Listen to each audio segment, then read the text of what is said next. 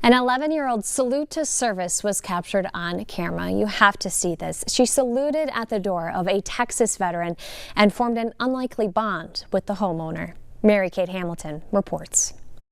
A simple sign of respect captured on a Ring door camera captured one Midland veteran's heart. I just couldn't believe what I was seeing from an 11-year-old child. And it's a lot of respect, and it means a lot to a veteran. Zaria Robertson, just 11 years old, was in the neighborhood passing out business cards for her father's lawn care company.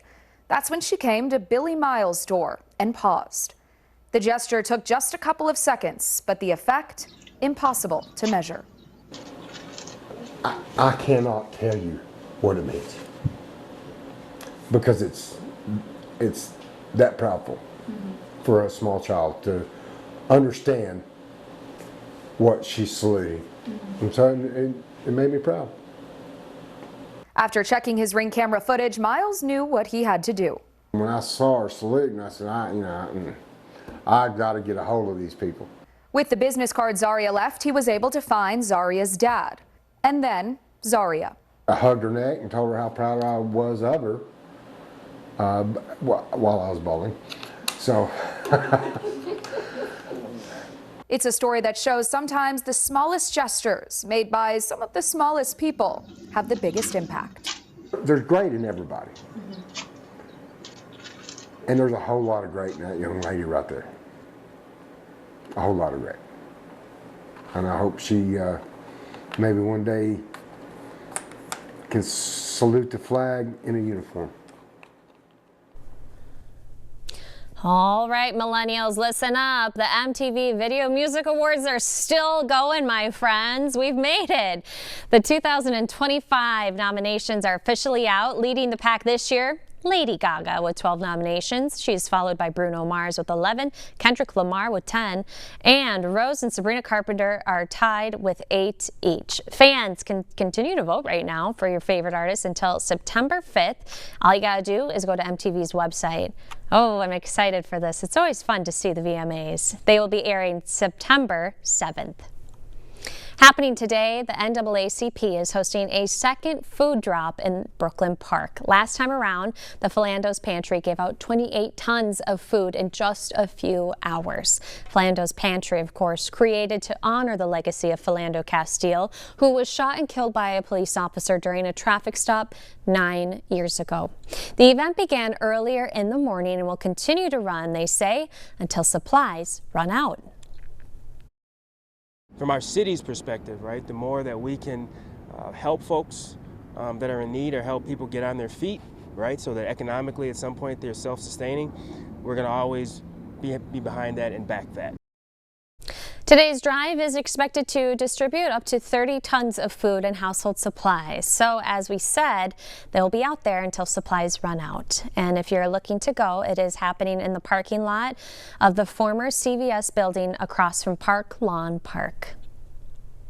Also, something happening today. Come and find your furry friend. Minneapolis Animal Care and Control is hosting a free pet adoption, and they're going to be doing this now every Wednesday in August and September. The MAC received a $13,300 grant from a national animal welfare organization.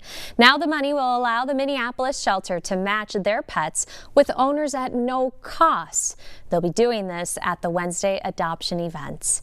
MAC says that adopters can visit their shelter located at 212 17th Avenue North anytime between 1 p.m. and 5:30. The free adoption fairs will be lasting until September 24th. The Minneapolis Fire Department just added new saunas to some firehouses. The idea behind it is to protect firefighters from the effects of smoke inhalation and also the risk of cancer. Gordon Severson explains how the post-exposure treatment works. When you visit most fire stations, you'll find a weight room where firefighters can stay fit. But in 5 Minneapolis fire stations, you'll also find saunas. It fits 2 firefighters, and it heats up slowly to 165 degrees. The idea is that if firefighters spend time in a sauna after they respond to a fire call, they will sweat out some of the cancer-causing toxins that could have entered their body from the smoke. Anything we can do for firefighter health and wellness is always a boost. Steve Shapira is the founder of the Minneapolis Fire Foundation, which helped raise the money to buy these saunas. He's also a cancer survivor who is trying to protect firefighters like him. Hopefully it prevents someone from walking down that same road that I've had to go down through. But does it actually work? There really isn't enough data to say for sure. Dr. Zeke McKinney is a physician at Health Partners. He spent a few years collecting data from St. Paul firefighters who started using saunas. I don't think it's conclusive, but I think the data is starting to be suggestive at best. Dr. McKinney says he plans to publish his study later this year, and more research is needed to investigate if saunas can truly prevent cancer in firefighters. So I purchased my own and I've used it ever since, multiple times a week. Steve Shapira says even if the saunas don't remove cancer-causing toxins, there are other health benefits for firefighters. I think I rest better, I feel better, cardiovascular benefits. For me, there's also some mental health things where I can go in there and just kind of unplug from life.